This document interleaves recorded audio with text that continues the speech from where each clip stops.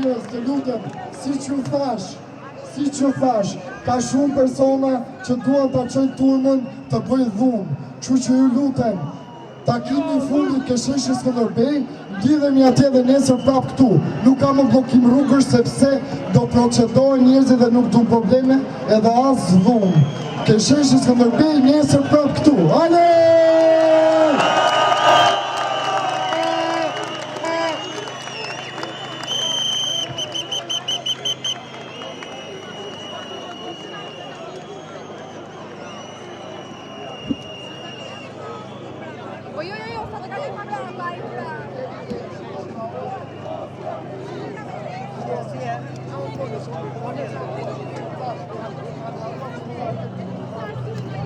Pardon, mylli çıktı, bırak. Hadi bak, hadi.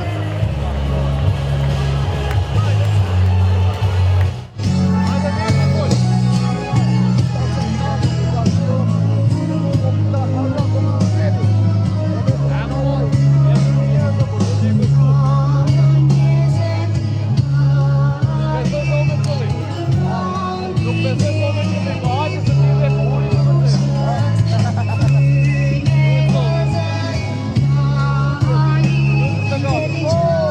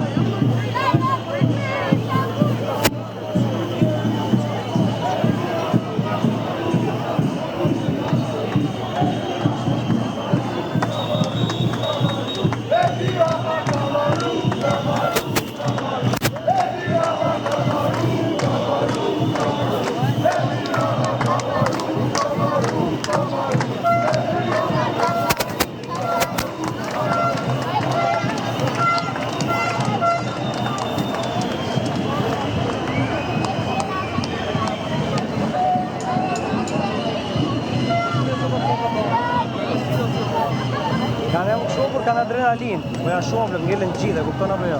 Do të thosh radhë.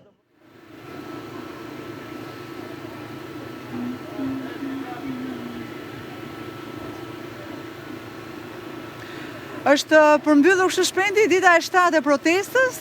Ne ndodhemi këtu, kemi qenë këtu minut pas minuti me News 24 në transmetim direkt. Ajo që u pa ishte një lumë le të themi qytetarësh, të cilët kanë zbritur në sheshin Skënderbej, siç është bërë tashmë zakonshëm.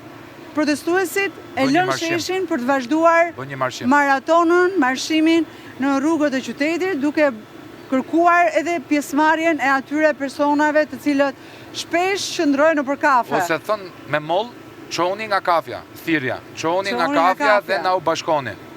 Ajo që u pa sot në fakt përveç le të themi që mua më duk si një nga ato protestat që nuk ishte parë që nga viti 90, për nga pjesëmarrja e personave dhe shtetasve, dhe jo vetëm shtetas shqiptarë që kishin ardhur nga jashtë, por edhe qytetarëve të cilët janë bashkuar nga të gjitha rrethet.